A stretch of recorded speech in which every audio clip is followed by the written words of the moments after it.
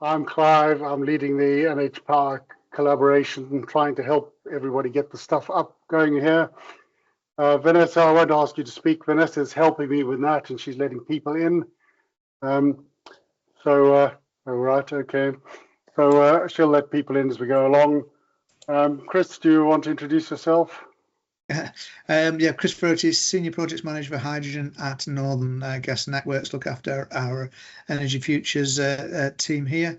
And I've got Camilla, if you want to introduce yourself as well. Yeah, hi everyone. My name is Camilla Blanco. I'm a project manager as well here at Northern Gas Networks, working on the East Coast Hydrogen team, where I'll walk you through what our plans are and kind of how that can help your hospitals decarbonise. But nice to meet you all. Right. Okay, Tracy, do you want to introduce yourself? We can't see you, but yeah, hi everybody. Yeah. My name's Tracy. I'm part of the East Coast Hydrogen team, so I support Camilla and Chris. Nice to meet you. Right. Okay. Tim, I'll pick you on the first victim. Say you are what you're hoping to get from this. I hope we're going to cover what you want, but let's hear it. Oh, thanks for that. Thanks for that, Clive. Yeah, my name's Tim Wilkinson. I'm Head of Operational Estates for Harrogate Integrated Facilities, who are a wholly owned subsidiary of Harrogate Hospital.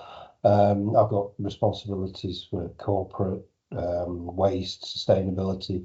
I think for me, this is a bit of a dip of the toe into the water of this, just to see how realistic it is as a technology, a strategy for us to adopt. We're looking at various other things, geothermal, waste to energy for our, reducing our carbon on site. So yeah, this may be another string to our bow if it's feasible. That's what I was wanting to get out of it. Thank you. No, that's good, Tim. That's just the kind of stuff we want. We have some other stuff that might help you if today doesn't cover everything you want. Sarah, I'll pick on you next, as I can see you. Tell us who you are and what you're hoping to get from today, just so we can try and cover it off. Hi, I'm Sarah Neal, Energy and Sustainability Manager for Tees, Escombe Wear Valleys NHS Trust, so mental health trust covering Durham, Darlington, Tees Valley and down into North Yorkshire. We're particularly interested in hydrogen as an option for our biggest carbon producing site, which is Rosebery Park at Middlesbrough, next door to Laura's site at James Cook University Hospital. Current situation on that site is it's gas CHP and backup gas boilers. Just had brand new boilers in, so it rules us out of any potential funding for PSD. What's our long-term solution? So this could be an ideal one for us. Fingers crossed. Right. Excellent, Sarah. John Adamson, are you there? Can you tell us who you are and what you'd like to get from it? So yes, I'm John Adamson. I'm Deputy Director of Estates and Facilities for Tees, Escombe Wear Valley, and I'm hoping to get out today some possibilities for decarbonising our site with minimal capital input by using our existing boilers or burner arrangement and burning hydrogen instead. We're in Middlesbrough, and I think there's a few hydrogen plants in Middlesbrough, so possibly get a pipe across to the hospital. Excellent. Okay, Andrew, I'm just going according to my screen. So Andrew Brown, just do you want to introduce yourself and say what you're after? Hello there, I'm Andy Brown. I work for City Hospitals Independent Commercial Enterprises, which is a subsidiary of South Tyneside and Sunderland NHS Foundation Trust. I'm interested in the hydrogen option because we've took a CHP on short-term lease to try and bridge the gap between us and the potential district heat network in Sunderland. But looking forward, the engine that we've received is hydrogen ready, and potentially we would look forward to being a solution for us, and also to potentially have a commercial interest in the district heat network for Sunderland as well. Brilliant. Okay, just we want to hear David Coxon. You want to introduce yourself? You're on mute, as you can tell. Yeah. Hi, I'm David Coxon. I'm the Energy and Water Manager for Newcastle upon Tyne Trust. We have two currently very big hospitals that are running CHP, so we use quite a lot of gas. We're hoping to come away from that and to kind of find renewables by the time that this all kicks off in 2032, but there is a chance that might not happen. So this is just really what the plans are if our plan. Excellent. Okay. And Michael, are you the last person I can see? Last but not least. Yeah, thanks. Mike Blades, Energy and Carbon Manager for Northumbria Healthcare. On the list of hospitals covered by the potential hydrogen is our North Tyneside site. Sorry if there's a lot of noise in the background. Unfortunately, we're having a new lift installed. So North Tyneside has been decarbonised in that it's now using heat pumps with gas-fired boilers as a backup, but those gas-fired boilers, I understand, can be converted to hydrogen if we so wished. So it does give us the option to decarbonise by either hydrogen or continuous decarbonisation by electrification. Fantastic. Okay, so thank you for that. So what we've got is we've got a set of slides, some of which I will talk to and some of which Chris and his team will talk to. So if I can just find the sharing button, which is always a spot of fun. We'll go through them, and I hope we'll pick up some of the things you said. So there we are, is the thing. NH Power is just a small team of us trying to help. You don't have to work with us, or you can work any way you like, but we're just trying to assist. I invited Mary onto the call. She's on holiday today, but she knows what we're up to and all the rest of it. So there we are. Let's see whether this thing's going to play balls. So the main routes to net zero that we're looking at in the collaboration is geothermal energy, and some of you are looking at that. Hydrogen or green fuels. Green fuel normally means biomethane, and it's applicable in some places. Then there's district heating, and I've heard you touch upon that, and we'll be working with the councils, and then heat pumps, which I've talked about today. So today we're looking at the hydrogen stroke green fuel one. I'm working separately on a procurement strategy for all these and the rest of the stuff, but we won't cover that today. Today we wanted to see about hydrogen as an option for your sites. You don't have to commit today or soon, but the hydrogen whole thing is largely aimed at bodies that cannot get to net zero any other way. So industry is a big player in this. And if you look at the documentation that will be shown to you as we go along, you'll find the NHS sometimes even if it isn't listed there. But we want to be there, and we want to have that option. And if you've got questions about how clean hydrogen is and where it comes from and all the rest of it, you'll hear some of that today. But it requires the lowest conversion capital cost. It allows you to keep steam and allows you to keep CHP. And it's the only net zero route that allows CHP and to keep steam cost, unless you're lucky enough to have biomethane or something like that. So be wise to stay with the program until such time as you decide what you want to do. So we've been talking to Northern Gas for on and off for about a year now, and they're going through their own process. It's not terribly dissimilar to the NHS processes, where you have to go through business cases and approvals and ask for money and all that kind of stuff. All that's going on with hydrogen. And we put all the hospitals in the Northern Gas network, all the large ones, to Northern Gas some time ago. And they've been kind enough to include us in their plans insofar as they go. So on this table, oh good, Laura's back to us now. Let her join us. Oh, Laura, you're back again. You missed the introductions, but it'll be on the recording if you want to know who everybody is and what they're after. And I've just started off the slides, and Chris will do his bits in a second. So we shared the hospitals and your loads with Northern Gas Works some time ago, and then they've come back and said, well, all these hospitals in the plans, some we're hoping to get hydrogen to by 2032, which would be great for the 2032 target, and some of them later. All this is all subject to things moving around, but that's how it's looking at the moment. So that's the table as it looks, and that's a moving feast, and we're keeping an eye on that with NGN, and I'll try and keep you guys abreast of it too, if it's relevant to do so.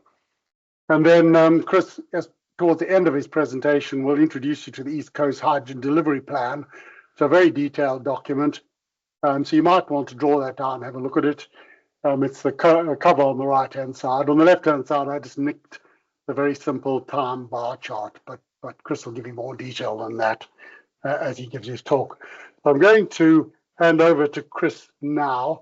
Chris will talk from the slides, but he will deviate and do some stuff on Google Maps in a while because it's a bit more detailed. Do you want to fire away there, Chris?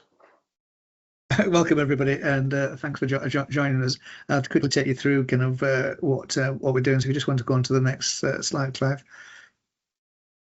It's obviously going to be yeah. So we're the gas distribution company, so we effectively own the pipes in the ground. So we don't actually sell any energy or anything. We facilitate the kind of the movement of natural gas, methane, to your meters from where it comes from offshore or for import points. So we cover the area from in blue, dark blue there, that goes from the Humber up to the Scottish borders and across to northern Cumbria, SGN, Cadent, and Wales and West. Do kind of the other areas of the country.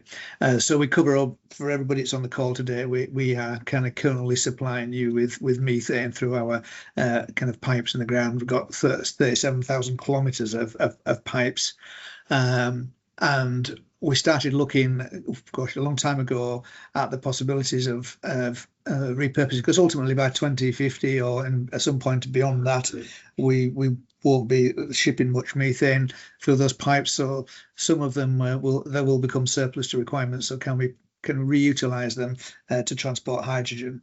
We've got capacity in the network now because of the way it was engineered and the fact it was bringing methane from the North Sea down. So we've got capacity in the networks to start reusing them from day one.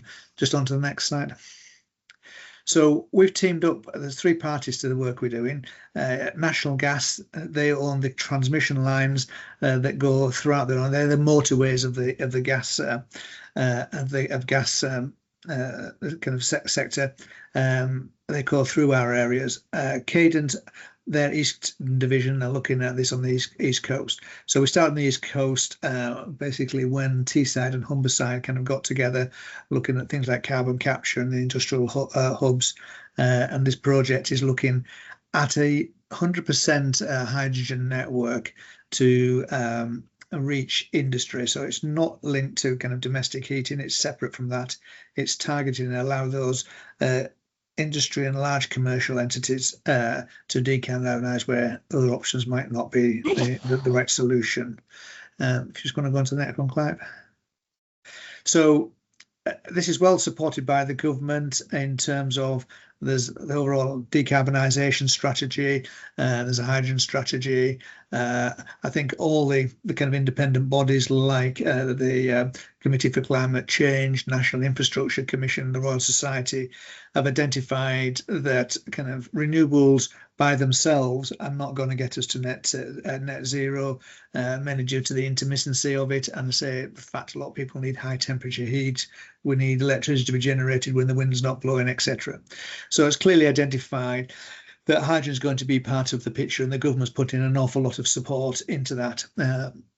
They've started with kind of supporting production at large scale, and so they can get down and make it more cost effective in the future, in a similar way as they initially supported kind of offshore wind. If you go on to the next one. So we started back in sort of 2021 doing a feasibility study, just to say, is this something sensible to look at? Is there a demand for it, etc.? And that clearly answer to that was yes.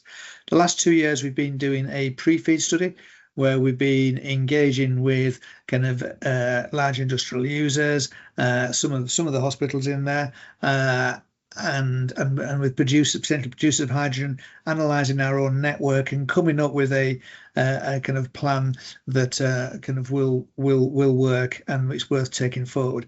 And we're now at the end of that pre-feed, and we're just in negotiations with Ofgem, who's the gas regulator, to fund us for a feed study that should be starting kind of early next year, and that will then get into the real nitty-gritty of developing detailed plans for the network.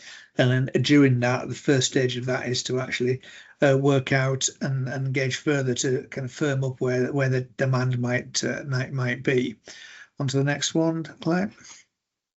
Yeah, that's okay. So they're just some of the, so there's a lot of people being involved, both producers of hydrogen, kind of technology providers, and kind of people who are going to utilize it. And you can see up in the top left-hand corner of the right-hand box that NHS England have been part of, a kind of part of that, and we've kind of taken into account of, because the hospitals in our area are some of the kind of bigger users up there with the major industry. Okay, so just drop into the next one, Clyde. Yeah. So this is just a very high level kind of view of the whole network between ourselves and Cadent, and what the network might look like in the future. So that's just all the areas, and that basically links up the major production. It links up places on the East Coast where we can store hydrogen, both offshore and onshore and underground storage. You'll see the kind of pipes in the North Sea there for CO2 sequestration, because this is a net zero hydrogen, so it could be produced electrolytically or it could be produced by carbon capture, but all kind of net zero all net zero hydrogen. So there's a specific threshold that would have to be met for it to be put into the network. Okay, if you want to go on to the next one. So we started, these are where kind of the top 250 users of methane are in our area, and some of those red dots on there are the major hospitals. So and we first started to engage with these a couple of years ago and see, right, who wants hydrogen, and can we get it to them. Most people 2 years ago hadn't really started thinking about it, hadn't considered it, hadn't got detailed planned, didn't know really what they were going to do, but all said, well, how are you going to get it to us? We're potentially interested if you can tell us how you're going to get it there.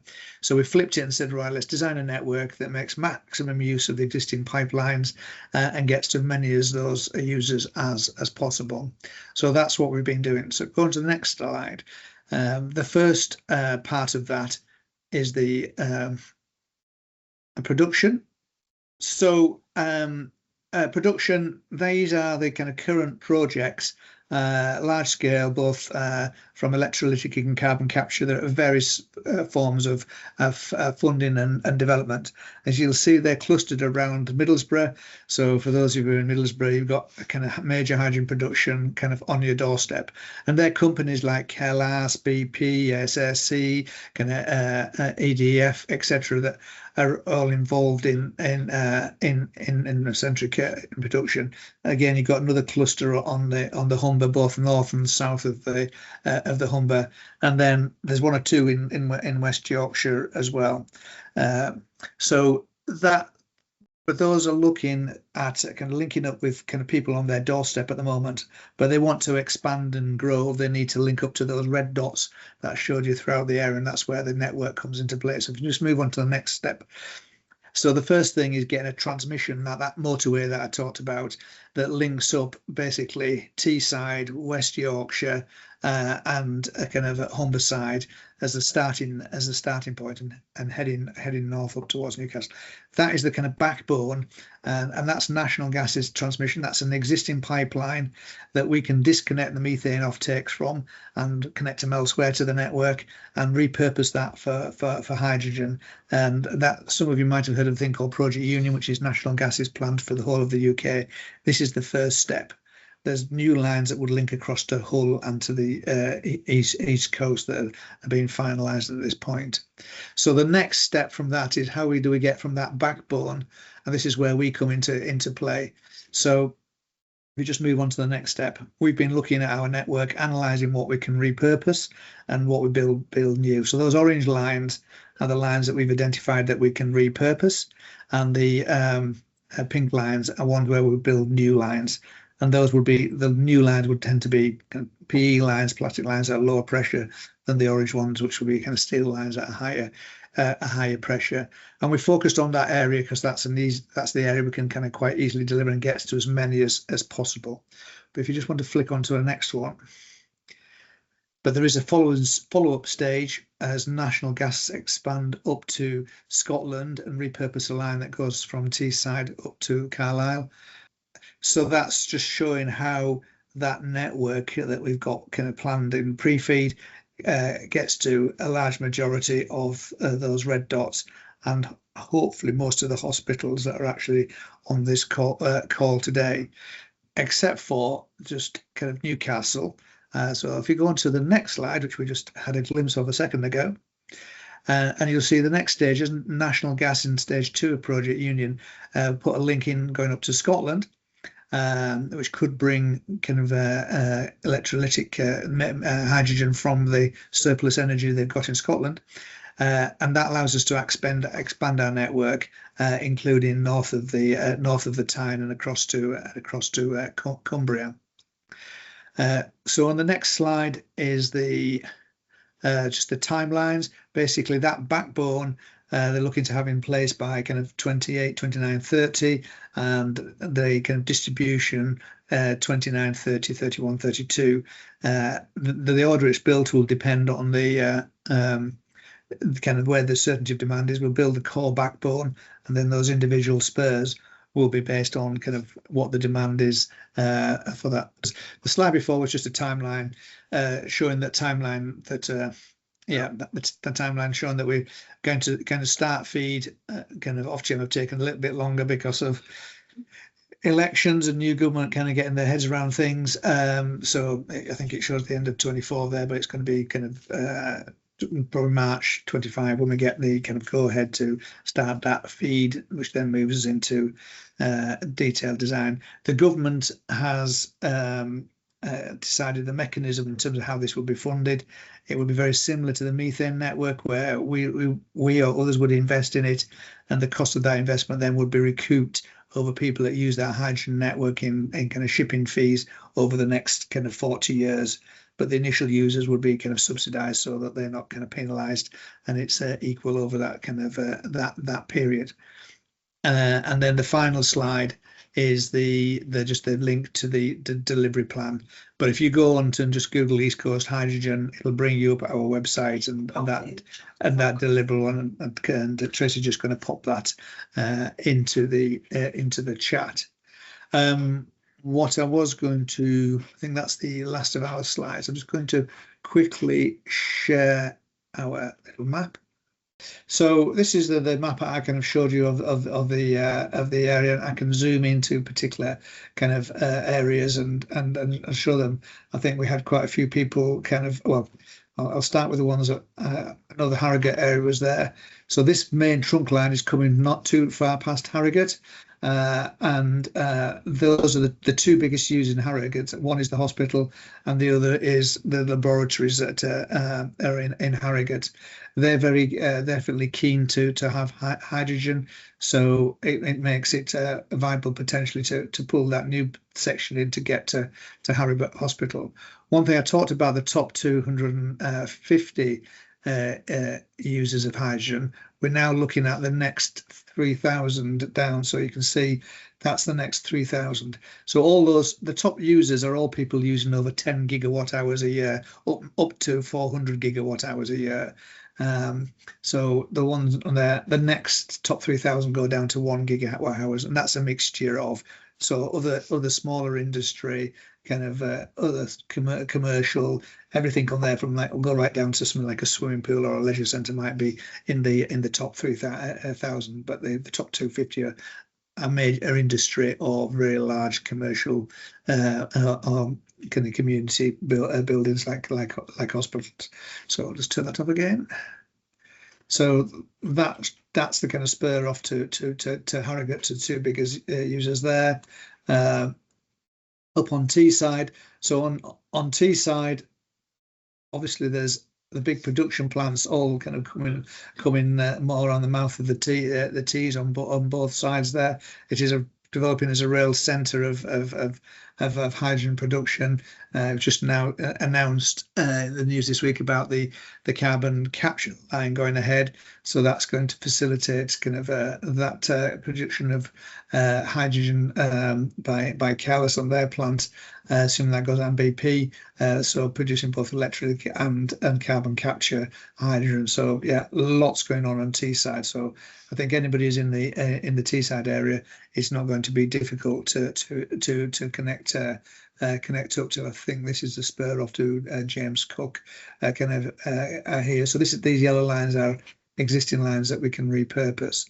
There's a line that goes all the way from Teesside and the kind of Hartlepool area all the way up to the south bank of the Tees, going up past kind of the Nissan area and Sunderland and up to Gateshead.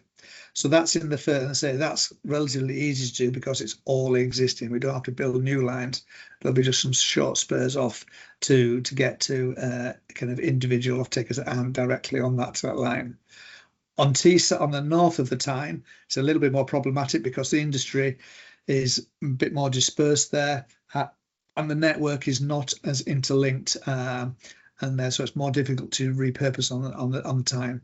But that plan that I showed there, once we have the link going up to Scotland, we'll link across the north of the Tyne, and while we're developing the detail of this, we'll be developing the outline of that. So Newcastle might come a few years later than the kind of the Teesside and West Yorkshire areas. So that's I'll stop sharing that. That's a quick run through. I suppose the thing where we've contacted a lot of large industries, some hospitals. We're trying to understand who's potentially interested in hydrogen so we can optimize the design of the network and make sure we reach the people. But it's also important to understand what the plans are in terms of how your current methane demand is going to decline, so that we can use that information to analyze our network and facilitate kind of repurposing where we've got underutilization because of methane demand is dropping off. So we want to kind of contact you or receive the data from you all in relation to that. So we can understand where hydrogen demand is going to be, and the new network can be designed accordingly, and also to understand how methane demand is going to reduce over time, and that would assist repurposing. So do shout up if you've got any specific questions on that, or as I say, you can also get in touch with us obviously through Clive or direct. There's a link that Tracy shared there onto the East Coast website, and our contact details are on there. But any specific questions, happy to kind of answer them now, unless you want to leave those to the end, Clive. I think anybody's burning, we'll do it now, and I'll go into the forms and the rest of it. Or if there's no burning questions, I'll carry on. Anybody sitting on something they'd like to ask? I guess one really big question is how will procurement of hydrogen works at the moment, where we buy gas from the market and kind of the 30 style packages? Will hydrogen be the same, or will that be different? So the government's just finalising the details of the hydrogen transport and storage business model.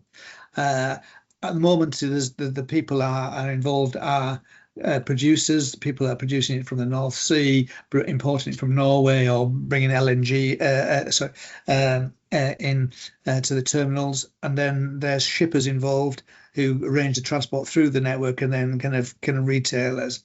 The debate about whether there'll be a shipper, or there might be shippers, or what they call a super shipper, just to coordinate kind of the network, but effectively probably buying it from the producer. So those people that run those factories, like the BPs, the Equinors, SSEs, etc. Some familiar names in terms of that. But and what we're doing is putting the people that are developing those projects are obviously looking to contact people who are interested in hydrogen. So we're kind of facilitating that link between basically people who potentially want hydrogen and the people who are going to be producing it and selling it.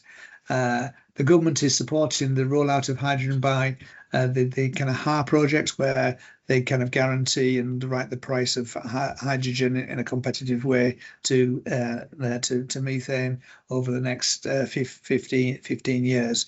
So there's that option there. So we can put you in touch with people selling hydrogen if you want to get into some more commercial discussions about contracts provided and get some understanding of that. It was more just because obviously being on kind of the NHS's new procurement model for fuels, we're buying sort of 42 months in advance, so it's getting an idea of when we would have to give notice if we wanted to come off gas, and how that might kind of fit into a larger plan. But that answered my question. I can help you a little bit. Carry Yeah, on, Chris. I say I was going to hand you over to Clive for that because he's trying to go on the things centrally and they're putting procurement thing in place for that. So yeah, I'm sure Clive can expand on that. Yeah, no, I'll give you the best I know, David. It's an evolving picture. Any other questions before I do that bit? Okay, we're in discussion with NHS with England to procure a new energy framework to do lots of things, and it will have a hydrogen arm to it. But actually, the real intention is that hydrogen will probably be procured like it is now, gas is now. Yeah. So you'll procure just the way you do it now, and you won't have need of this new framework. But if you are in a position where you want to be able to get electrolytic providers to be involved in it, so in other words, you're going beyond just what's coming through an NGN pipe, then you may want to use that framework. But we're not expecting it to have a lot of use, but it will exist for those that need it. But there are some trusts who might go straight to electrolyzers and therefore need a procurement process for that. But at the moment, NHS England and Cabinet Office are saying they are keeping the procurement of utilities to themselves in the way they're doing it now. And we're not walking near that because they do a perfectly good job on that. In terms of the timescales, David, it'll all come down to how you plan to do it and how you plan to do your business case and the rest of it. So if you were ready to go to hydrogen now, you could ask to go on to it. You couldn't get in it, but you could start putting yourself in the queue. And certainly with you 40 months go out, we probably need to know 4 years in advance of hydrogen being available if we're going to do any conversion on a site.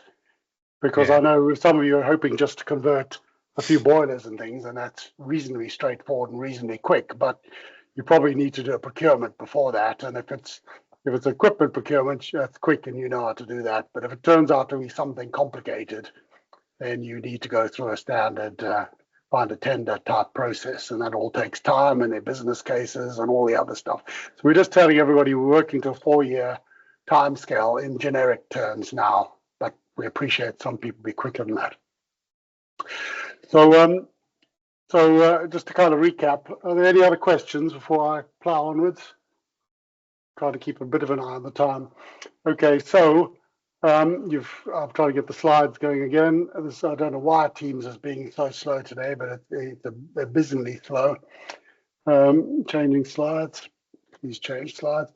So Northern Gas Networks have shared a spreadsheet, which you probably have a copy of already because I think I attached it to the invitation. But I'm going to help you fill it in to the extent that you want help doing it.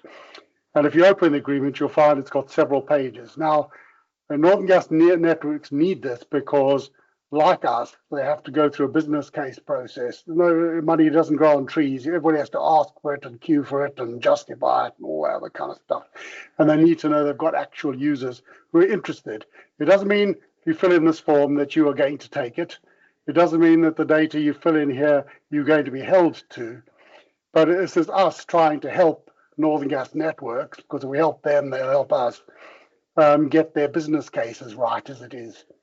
So there's a front sheet which sort of says, that's the left-hand page, sort of introduces it to you. The right-hand page is a data agreement, whereby if you tick it, you understand the statement there. The second paragraph, I'll have a go at reading it. Your participation is voluntary. The answers will be kept confidential, be considered and evaluated. By confirming below, you agree you're happy for us to share the information you provided with the other project partners, that could be BP and all those, and their additional advisors. Now, Mary has signed this more formal agreement with Cadent. At HyNet, we fell over each other, Mary and I got a number of trusts to sign their own agreements, which are much more comprehensive. So I went to Mary this time and I said to Mary, are you happy to sign these for everybody? And she said yes, but she wants to talk to Northern Gas directly, but she's gone on holiday and she hasn't done it yet. So when I do the draft forms for you, which I'm going to send to you, you can throw in the bin, or you can confirm, I'll have ticked the yes, and you're happy with it, and can go back, and that'll be backed up by Mary, or whatever you like. But the draft I do for you, I'm going to, and for the others on that list, we'll say, yes, we've agreed to it. And as I say, Mary knows about it. She had a copy of this form, and she's all involved. Now the thing has got several sheets to it, and typically with Teams, it's changing things very, very slowly. So the next sheet is project data. So I know you're not a company, but I'll fill those in initially for you. There's your NHS Trust, the name of it, your key contacts as best I know them, and key contact emails. So it'll be the people I invited on these calls. I'll fill them out. I'll send it to you. You can edit it and sort it out. And then the right hand is the next page. And if you click on that, it takes you to the remaining pages, depending on what you want to do. But I've had to go filling those in already, and I will send it to you that way. So I won't go through those links just yet. But here are two of the pages. There, the left-hand one is your current network demand. I haven't filled it in for you yet because I'm just waiting for the updated data. Mary says I'll have that on the 19th. So I'm just going to check that the latest data lines up with the data that I've already been given. And I've attempted to answer some of the questions in there. And Camilla from NGN has already pulled me up on one or two of them. So I'm going to go through them, and I will improve the answers a bit before I send it to you. And then you can twiddle the answers as you feel it's appropriate to your site, and you can send it on. Bearing in mind, none of this commits you to anything, but it's your attempt to help Northern Gas get this right. So what's the function of the site? Well, we do hospitals, and we're 24/7, so that's easy, but other people might be 9 to 5 operations, Monday to Friday, producing, I don't know what, laboratories. So they'll fill in whatever's there. What do we do it for? Well, we're generally heating buildings and driving CHP plant. I might tailor that a bit to individual site. Then there's questions about pressure reduction. And this is partly where Camilla pulled me up. In the HyNet case, which is not you, it's the other side of the country, we're probably going to get hydrogen at about 15 bar, which is a very big difference to getting millibars of gas. But Camilla reckons she'll get you it at a much lower pressure. So I might well change some of these answers. But anyway, she's asked whether you have a pressure reduction, methane pressure reduction unit on site. But what all the trusts that have spoken to me want so far, they want a separate new hydrogen supply, generally next to the gas supply. Why? Because hydrogen will be interruptible like gas was for the first few years. So it will not be reliable as your main source of energy. And anyway, hospitals always want more than one source of energy. So the idea is you'll get hydrogen and you'll start to use it, but you will have gas as a standby fuel, and then you'll review other standby fuel arrangements as you go on from there. For the next question about pressure, I said we want a hydrogen at pressure we can use on site. 15 bar G is the maximum current assumption. Now, I might change that. Chris is going to pull me up in a second on that, so I'm going to hand over to you in a second, Chris. But the reason I put that draft answer was because I've been offered 15 bar elsewhere. Chris, far away. I was just going to say, from the day one when we supply hydrogen, it will be a reliable supply, same guarantee as methane, because the whole point of the network is it's linking together lots of different producers, and it's linking into storage. So once the hydrogen starts flowing, it would have that backup, and that's maybe one of the kind of benefits of the system. There may be some incentivization to kind of for people who have got variable demands to reduce it when there's kind of a big pull on the network, but there would be the same kind of reliance as you would have with the current methane network. Okay, well, that's very handy. That's better than we've been offered elsewhere. But I'll probably leave the answers much as the way they are, because I can't imagine any trust is just going to turn off the gas and repurpose it to hydrogen. Yeah, no, I mean, the reason it's not going to happen like that. The reason for having the parallel network is, like I say, it's not just one usage. So most people would be, they might have a steam generator, CHP plant, some boilers, etc., and they may want to change one piece of equipment over, then another over a number of years, or they may even want to blend on site and blend in hydrogen and methane into some equipment that can take a blend, but not 100% till it's replaced and things like that. Okay. The NHS largely is not particularly interested in blending. It doesn't mean somebody on the call isn't. We've had discussions about 20% blends, which are neither here nor there, and you could probably just have that through the gas pipe and you wouldn't notice a lot of difference. Above 20%, hospitals are generally asking for 100%. So anyway, we've talked about that. You've got the point. So I will fill in as best I can the annual gas demand, your average daily gas use, the maximum daily, and the peak demand from the information that I have to hand and that Mary's got. If you've got better data, please just correct it. And then it's asked for the maximum ramp rate in kilowatts per hour. Well, you can improve it, but at the moment, most trusts might fire our boiler up quite quickly. So kilowatts per hour, it will be quite quick. You know, could be 30% of the heating load going on within a very short period of time. So, but if you've got better data, do it. For question 9 and 10, they want some profiles. I've got somebody busy producing those to me from the data I've got, but if you've got better data, we'll use yours, and you can just add it in the spreadsheet. I'll give you the one that we have, and you can use that, or you can do better. Then the next section about operating conditions probably needs a bit of work. I've put some comments there that Camilla's pulled me up about. There's no prospect of having any coma registration on hospital sites. So I'll put that there because it is possible on other sites. For instance, if you've got storage, really hospitals don't want to store hydrogen because then it becomes a coma high-risk site, and that's a big problem for hospitals. So I was just making the note that was there. In terms of the pressures, most trusts are saying they will, you tell them what pressure they're going to get, and if it's less than 15 bar, they'll deal with it. But if Camilla is going to give it to you at millibars, then that's absolutely perfect because we all know how to deal with millibars. So that's the current network demand sheet on the left. By all means, help me improve the answers, and we can all get it right. And then the right-hand one is the next sheet, future use of hydrogen. And again, I've had a stab at the original answers. So what's the earliest year you could start using a hydrogen blend? So far in the draft answer I've had, it depends on the blend percentage, because if we can put 20% in, we can probably all take it now. But if I'm going to give you 40% blend, well, that's starting to cause difficulties, and we'd have to go through the normal approvals and changes processes in the NHS. So it might well turn into up to 20% whenever you like, above 20% 4-year program probably. So I'll put 100% hydrogen 2030 to 2032. Bearing in mind that the NHS is trying to achieve an 80% reduction by 2032. Basically, all the sites on this call would have to go to 100% hydrogen or an equivalent for the NHS to hit that target. So at the moment, where if you're going to go hydrogen and that's your choice, then you probably want it by 2032 latest, and possibly a bit sooner than that. So I'll put 2030 to 2032. What's the maximum blend you could take at the moment? 20%, you might know better, but that's what I know about. Would you require a constant blend percentage, or could you receive a variable blend?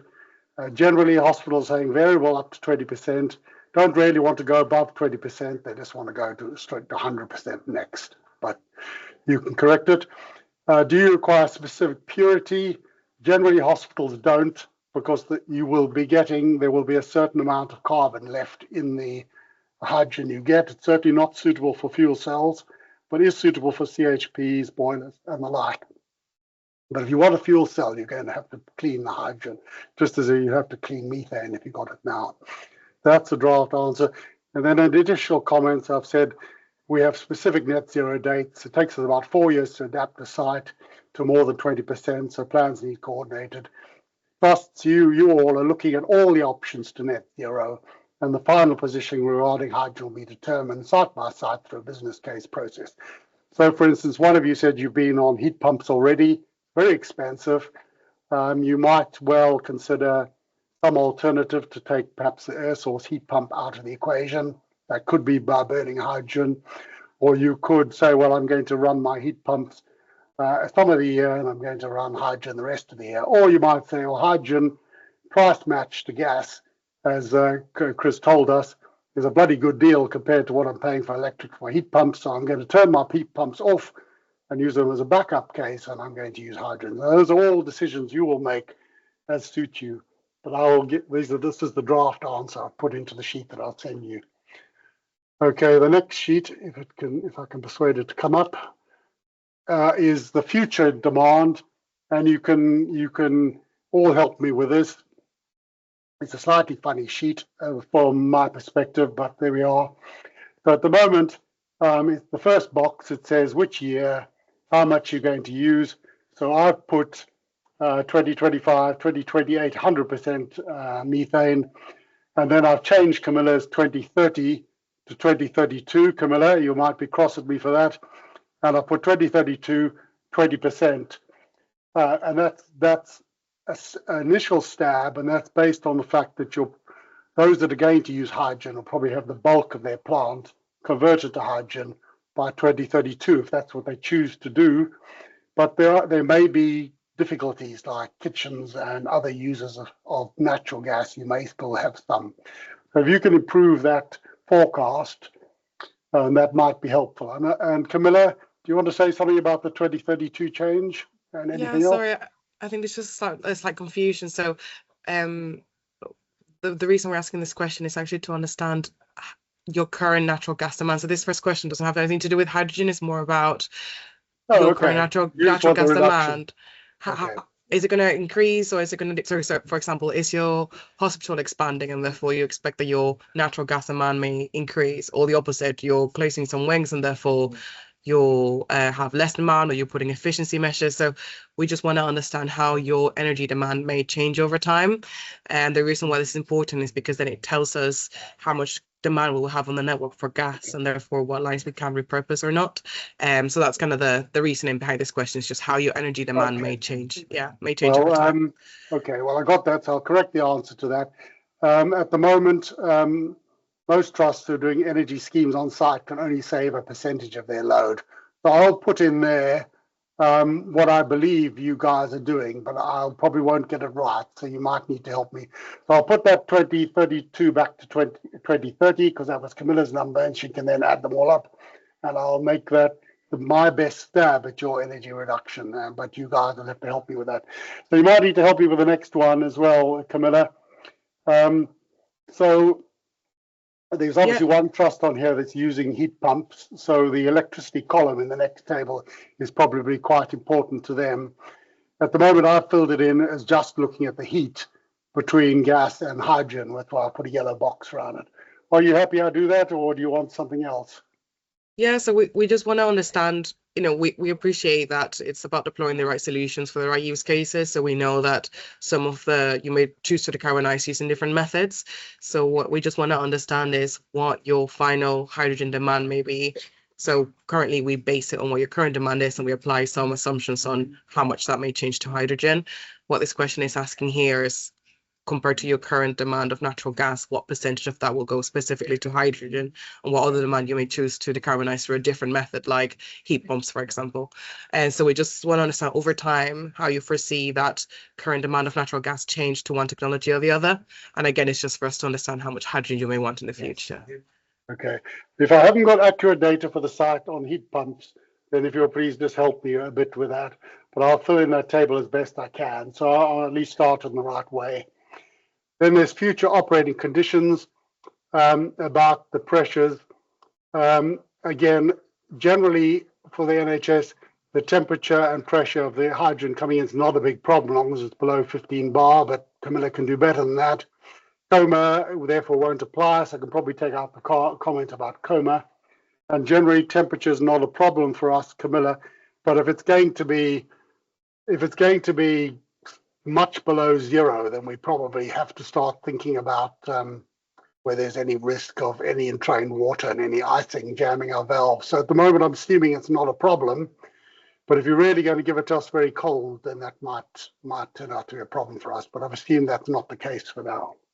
No, I think if anything, it might be slightly warmer actually. But yeah, it's just for us to understand if, some specific use cases, they need the gas to be a center temperature for whatever industrial process they have. So this is not as applicable for the hospitals, because it's mainly for heating we're purposes. happy more or less as it comes, but if we start icing things up, that's not so good.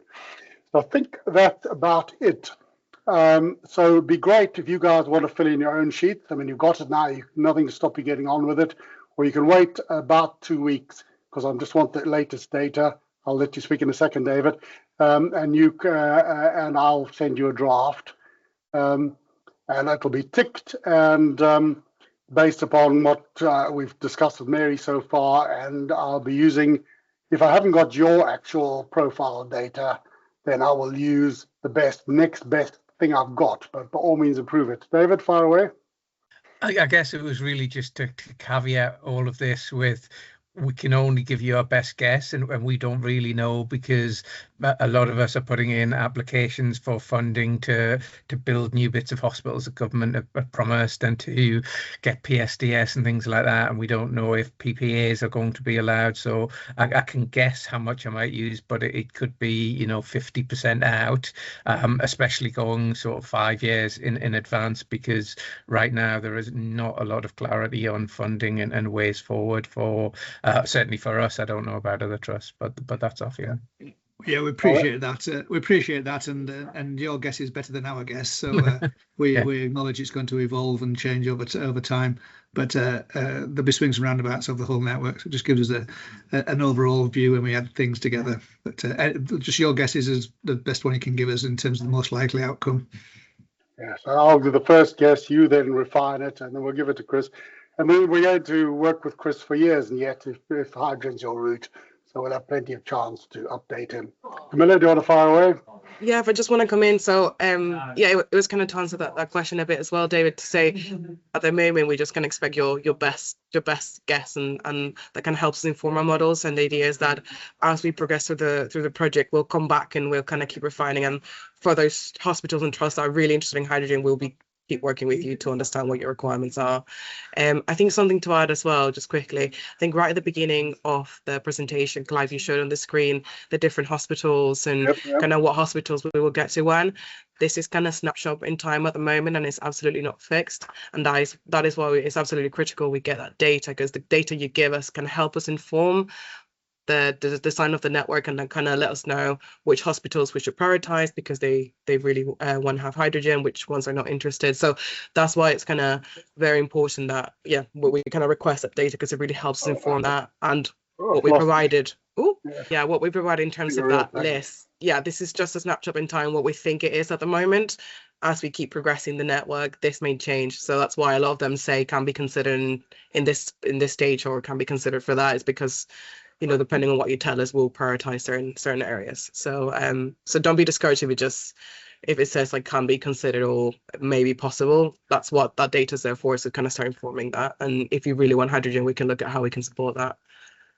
Yeah, so that's why it's important to get some data in, because if you want the option, you've got to help Northern Gas keep you in the story by giving them information and working with them. Doesn't mean you're not committing. You don't commit until you do commit, which will be some time yet. But if you help Northern Gas, they'll help you, and that's why I want to do this. Sorry, you've got a hand up there. Yes, it's me, Mike. Sorry, Michael. Yes, I was trying to see who it was. Yes. Yeah, just looking at the current status, obviously North Tyneside, you've got 32 to 37. By 37, our heat pumps will be 15 years old, probably past their design life. So that might be a good time to revalue whether we would replace them or go to hydrogen.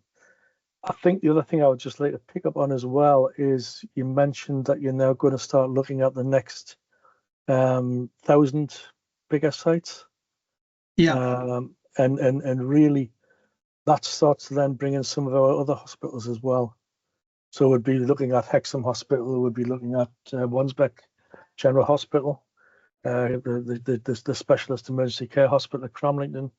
So those are all three that currently we're looking at potentially electrification. A lot of that's based on whether we would get PSDS grants or looking at other sources of funding. So it probably makes sense for me to not only just fill in the site that I've got, but to give you the information on the other sites as well. Yeah, but much appreciated. Absolutely, please do. Yeah, that would really help. And I think the same goes for any other trusts. If there are other smaller hospitals you have that haven't been captured on that list, please do fill it in and tell us, because we'll consider that as well as part of the development. It's particularly important up in Newcastle there, north the time where we're designing the network. more around where the demand is, where it's south of the Tyne. It's obviously the basis is kind of existing assets that we've got that can repurpose, but north of the Tyne we'll be looking to take it to those people. Yeah, and I think obviously we've got the hospitals, but we've also got a big factory in Seaton Delville where we may be putting a regional laundry in. So there'll be, again, there's at this moment in time there's a very small demand there, but it could become quite a large demand. Well, you're just far away with it, Michael. Yep. The designers probably will start to look at the list in a bit of time. The other thing the NHS is interested in is district energy. So, it might be that if you're a hospital, if you're considering it, but you have the reasonable chance of district energy scheme and therefore picking up some of the council or another site or schools or the rest of it, then there'll be interest in having that involved as well. So just give a thought to who your neighbours are and whether there is some scope for including them either with hydrogen or by heat offtake. If we don't actually take hydrogen to them, they could ride off your system. So at the moment, we're looking at all the routes to net zero. And obviously the NHS, after it's done the 209 biggest hospitals, which you largely represent, the ones in the northeast, it's got another 1,600 buildings that's got to green up, and you've just mentioned some of those, Michael. So we're trying to get them there, be it district heating, its own hydrogen, or any other way. We do have a technology which might tide you over, and I have had presenters on before where they put a pyrolysis unit in the way of the natural gas and generate hydrogen. And you can have local hydrogen production, but there's also electrolysis. And that's why we're putting a framework together that does allow purchase of hydrogen. We're not competing with Cabinet Office because they'll purchase bulk hydrogen. But if you end up wanting to put in a small unit to do a small site, 250 kilowatts, something like that, then you might want to consider one of these units to tide you over. Because like a heat pump, it'll be dead in 15 years. By then, Chris will bring you a nice new pipeline. I'm sure he will. And you'll be able to put a nice new shiny pipe in there. Okay, we've run over a bit. I appreciate we've lost a couple of people. So we've kind of run over a bit. Has anybody got any other questions they're sitting on, or we're about there for now?